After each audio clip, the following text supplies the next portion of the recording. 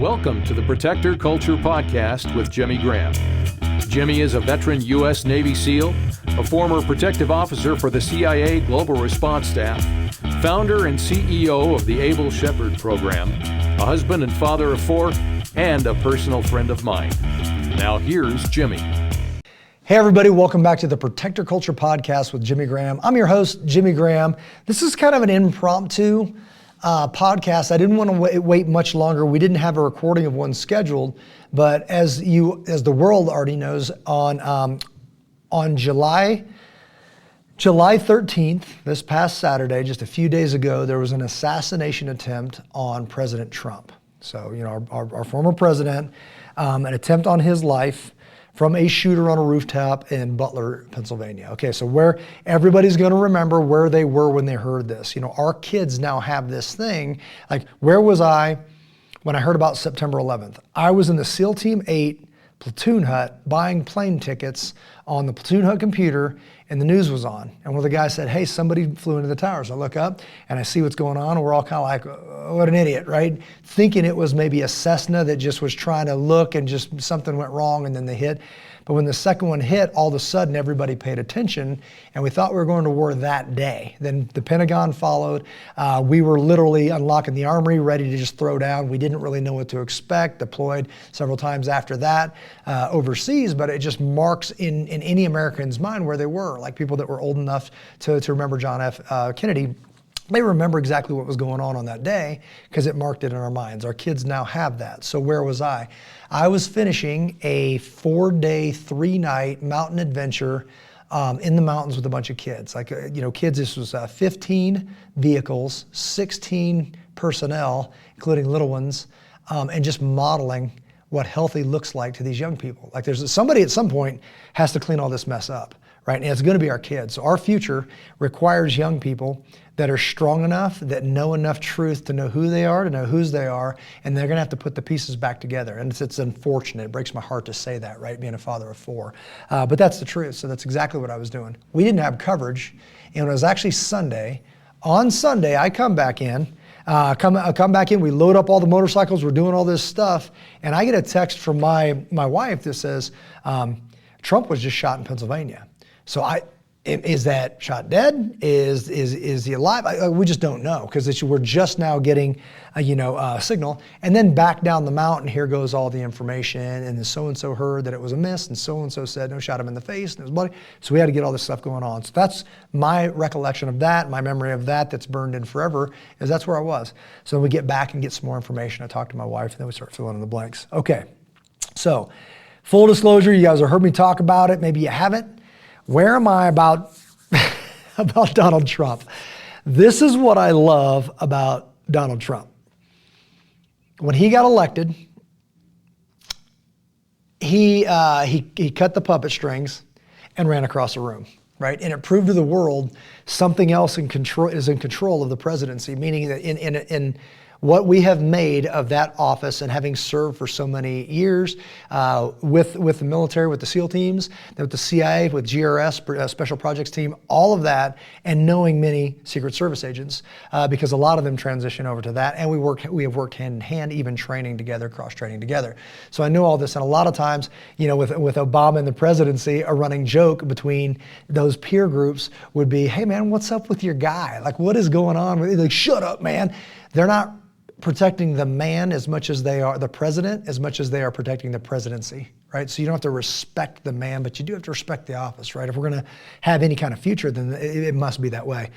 So the fact that Donald Trump cut the puppet strings and said, you don't tell me what to do, and ran across the room, it freaked out the world. It really did. It freaked out the government and all the things that they've taken years to dig this swamp, and then to control it. And then somebody who's stubborn enough to just say, like, man, don't tell me what to do. I thought you said I was the president. I'm doing whatever I want, right? Which really just, it just upset everything. Thank God for that. Like, thank God that truth was exposed, just like I've talked about COVID. Thank God that unfortunately, we lost people, but it exposed what's really going on, this manipulation of American minds that are supposed to be free. And it's like, well, how free are we?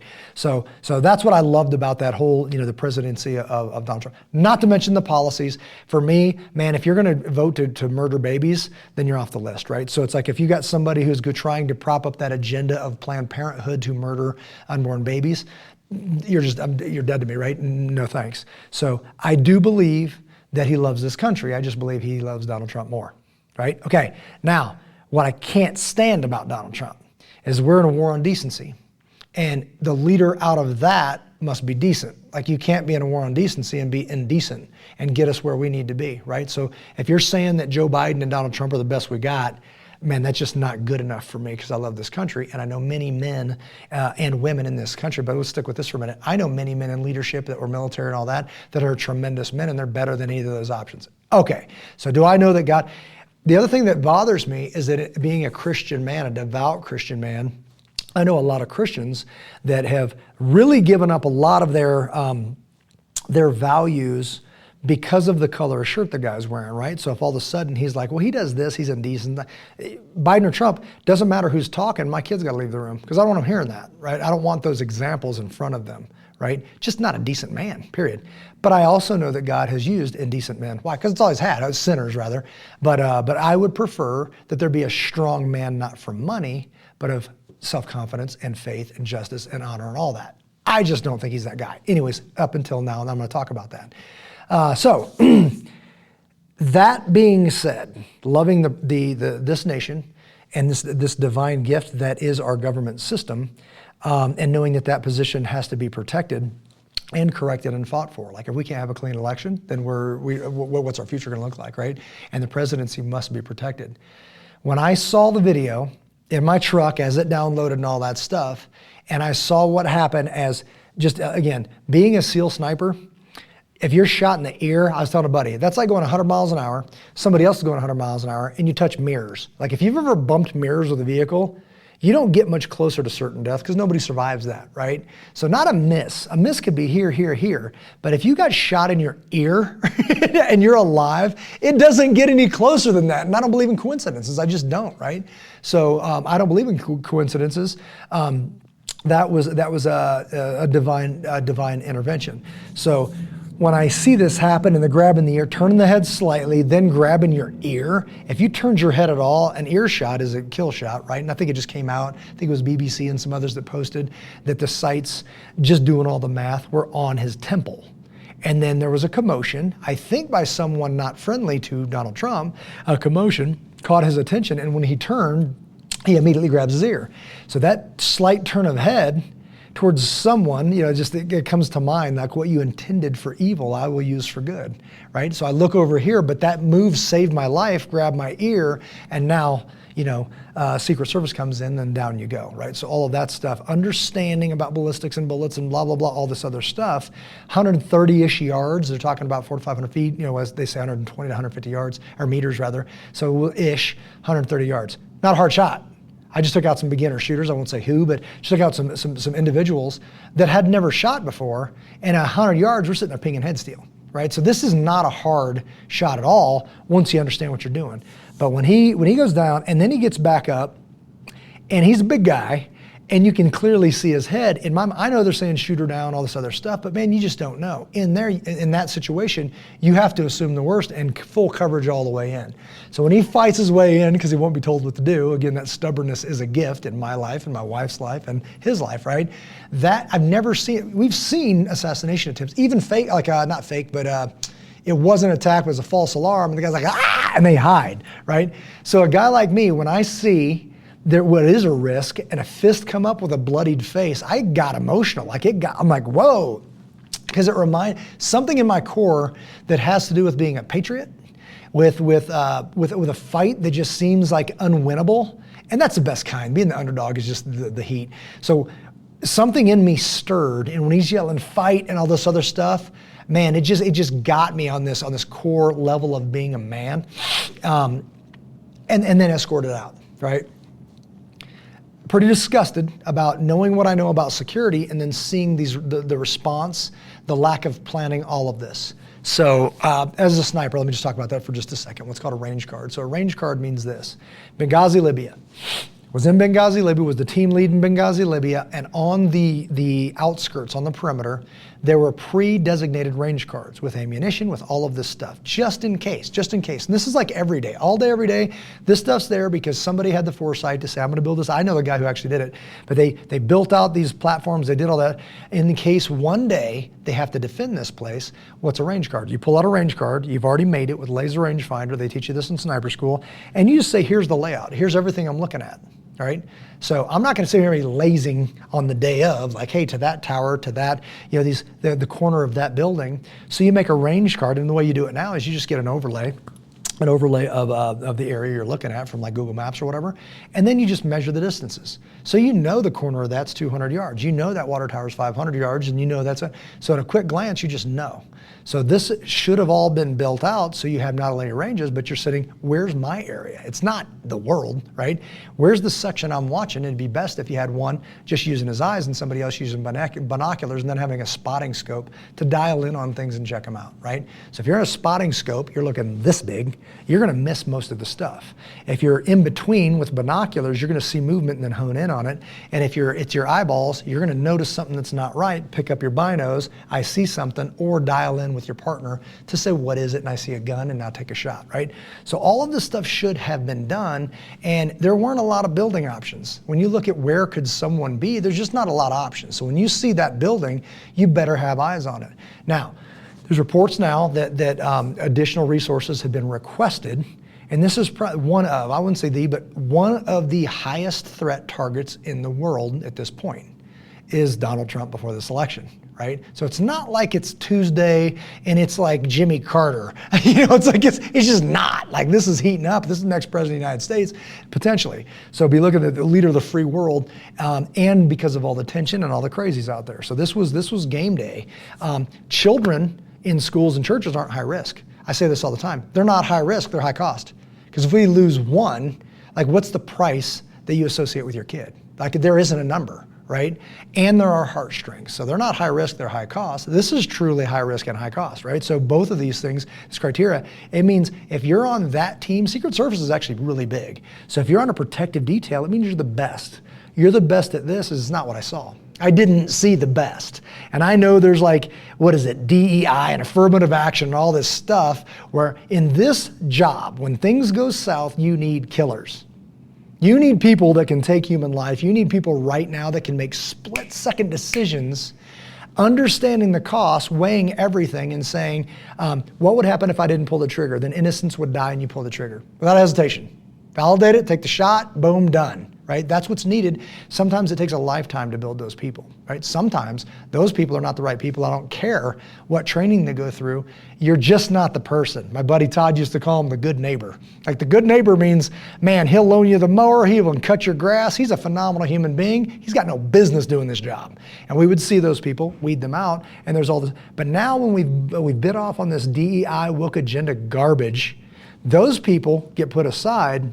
Because you don't want to offend the little whoever that I saw trying to find her holster as she sweeps her hand 3 times, right? It's like, it's just ridiculous. Like, what's this Keystone Cops thing is such a horrible display, setting such a bad precedent for anybody that wants to hurt an American. Not to mention, a politician or a high-vis figure. They're probably looking and saying, why haven't we killed these people earlier? Like, once they see this, they're like, what is going on right now? Anybody who's ever touched a gun should understand this. There's the first muzzle discipline, right? What does that mean? That's one of the big, of the top 3. As if there was a laser coming out of your gun. Your hand does not go in front of that laser like it's a lightsaber, cut off your fingers kind of thing. So when you're grabbing, looking for your holster, and you're lasing your own legs and hands, that's amateur night. Another rule would be perpendicular plane, like there's a plane of glass and you can't reach in front of it. Perpendicular plane, that's if you're doing that, it's frickin' amateur night. Like, these professionals don't do this. And also a report coming out that they were short-handed, so they outsourced some of the security. Well, I'll tell you right now, because this is what I do for a living, security in this country is horrible. Patrol police officer training for active shooter, horrible, like horrible. Some of the SWAT teams I've seen are pretty impressive, right? Patrol active shooter just happened last week. Horrible, horrible. We call it print the legend. I don't want the truth. He's a cop. He knows how to do this. Show me. And then they fail miserably and we call it good and we move on. Well, then test day shows up like Uvalde or some of these other ones. And there's absolute failure. It's going to keep coming. It's going to get worse. So we're going to see that. Do you want to address the problem or have some fall guys out of Uvalde that get indicted and put in jail? Now we pretend we're good. We're not good. We need to fix this thing. So get them loaded in the limo, as I understand it, and now the limo gets stuck in traffic. This just blows my mind. So if you are Secret Service, this is your job. It's kind of your only job, like in the world right now, is your protectee. What ifs? People were saying, on me, on you, like all these commands, but nobody was moving. What are we doing? What's the plan? Man, were you at the brief this morning? Like, why? This is not the time to plan. So you're planning in the emergency of what's the plan. You're trying to, I say it this way for active shooter. You know a horrible place to train is the parking lot of an active shooting. Like there's shots being fired, kids are dying, and you're trying to figure out a plan. This is what happened, and now that's with local PD and security guards and all this other stuff, and you see it all the time. It's just they don't know what they're doing, and that's unfortunate. But you're the Secret Service. It's your only job. You went to school for this, you trained for this supposedly, and then you've done it in thousands of scenarios before you ever get that detail, right? The way it used to be. What is happening right now? Like this is the next potential president of the United States, potentially the next president of the United States. And I've heard, well, it wasn't the A team. It wasn't even the B team, it was the C team. Brother, you don't even get a letter next to your name on the team. If you're protective, it can't look like that. It just can't. What the exit strategy, keeping it clear and all that stuff, this thing happened very fast and they didn't have a straight line out with people saying you can't park here, this is our exit. This is day one stuff, right? So I think that the request for more security, but then Jill Biden had some kind of speech she was given somewhere else. The wife of the sitting president, if you will, and now we're down to C team. I don't care if it's D, E, F, all that stuff. And here's the problem with quote unquote trained people without a standard. The standard means show me, and on any given day you could replicate it. And that's not what we had. It's show me, and then it's an absolute failure, which means there should have been show me many, many times where it was successful, and then this just would be another day that we call Saturday. It's like, yeah, we can do this on any given day. It just happened to fall on a Saturday, and now it's for real.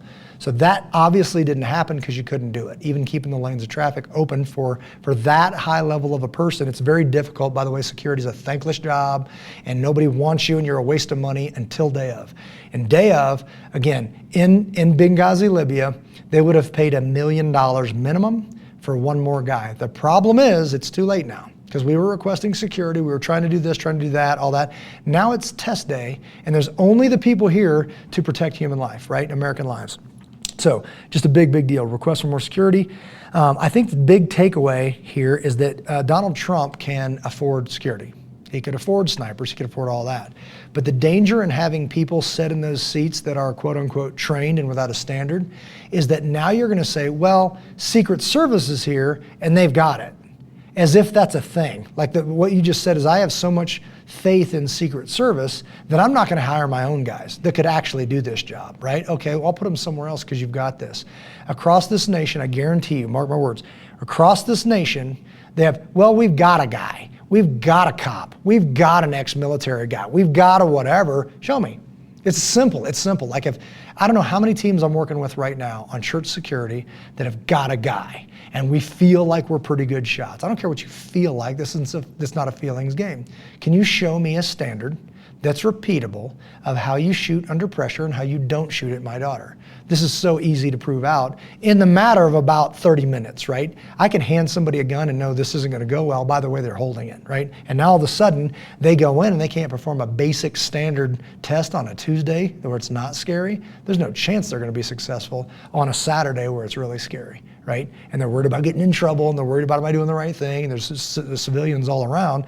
They were never even gonna be successful on a test site on a Tuesday, right? Big deal. So I think one of the big takeaways for this, don't put people that want you dead in front in charge of your security.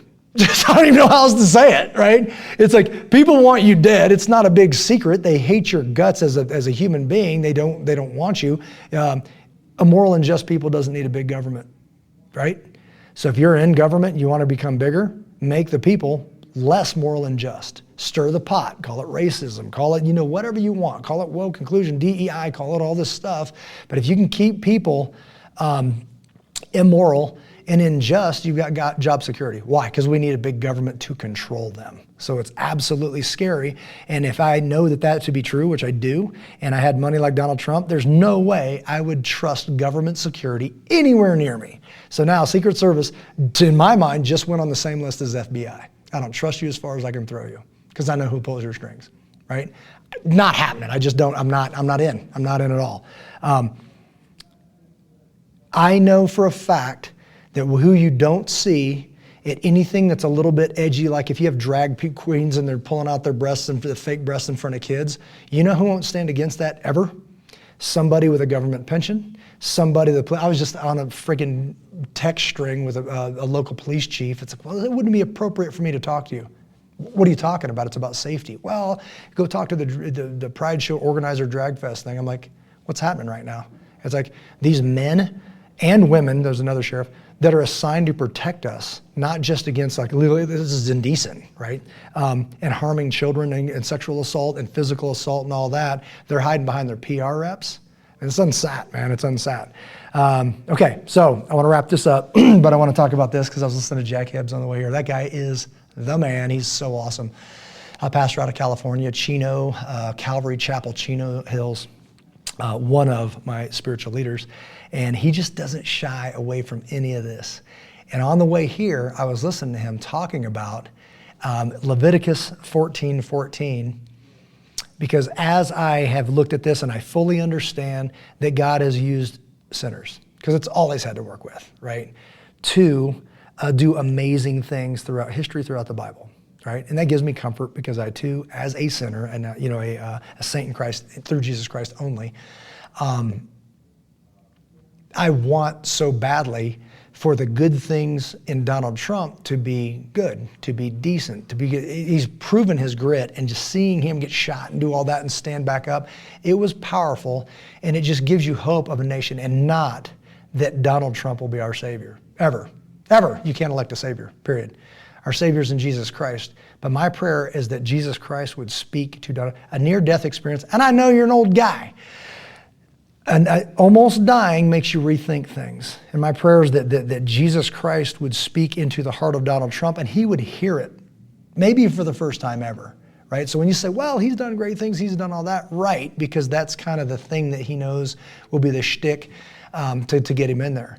But I don't know about his. I know that people who have a personal relationship with Jesus Christ and act accordingly, they don't talk like he talks, right? Your boldness can't come from money. It must come from the creator of the universe, and model that decency. We say present what you want more of, right? Do we want more Donald Trumps in this country? Because I know that I couldn't tolerate 2 of them, right? I know that, but if you could get more people with that kind of grit, determination, if he loved this country more than he loved himself, and he chose to take a stand to save unborn babies, and he chose to, and this is one of the things I fear, is that pendulum, if he takes office, will it swing all the way over into vengeance?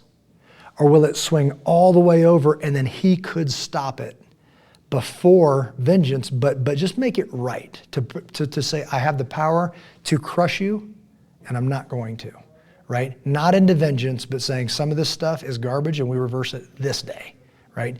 So this is so much momentum and so much power and heading into this next season and whatever that means. Now I'm seeing some copycats. I saw today, I think it was 2 RNC, conventions, whatever, where there were gunmen. I think one guy was killed, another guy was found with so now we got copycats, or was it coordinated? I just don't know. So I can't speak into that. But I know this, we got a crazy year coming. I thought, just personally, I thought September, October at the latest, we'd head into crazy sauce. We're there. We are there. And it started, and you don't have to like it. Where are we going to be going? I just know that it's my job to protect my family. I know it's your job to protect your family. I know that when push comes to shove, you're not going to be thinking DEI. You're going to think, I need someone capable of killing to save innocence right now. And you better think about that, right? So Leviticus 14:14, back to Jack Hibbs. This is so crazy. And he says, hey, this is a stretch, but just God put this in his heart, and I wanted to share it. This is about priests back in the day taking the unclean, lepers, right? Taking the unclean, and priests did a ceremony, and he just passed this on and just threw it out for what it's worth. And the message, if I understand it correctly, that he had already written was, "Do you hear me?" It was called "Do you hear me?" Well, then this happened, and he wanted to talk about this because he doesn't shy away from political things. And he meshed the two together. But it says, "The priest shall take some of the blood of the trespass offering, and the priest shall put it on the tip of the right ear of him who is to be cleansed, and on the thumb of his right hand, and on the big toe of his right foot." Wow. And then further down, "And the priest shall offer the sin offering and make atonement for him who is to be cleansed from his uncleanliness. Afterward, he shall kill the burnt offering, and the priest shall offer the burnt offering and the grain offering on the altar. So the priest shall make atonement for him, and he shall be clean." Said the toe was because he's walking, for God, and being cleansed. The hand doing God's work, and the ear so that he would hear God's word. So that's just crazy. You can't make this stuff up. That blood across his face from his ear. Perhaps my prayer is that Donald Trump will hear from God, possibly for the first time ever, not just say it, be it, live it, because this world desperately needs Jesus Christ, not Donald Trump.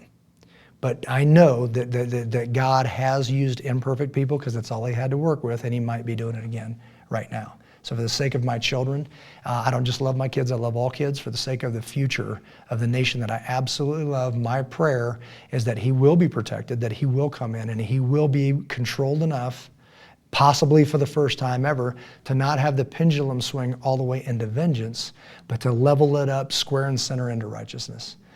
That could turn things around tomorrow.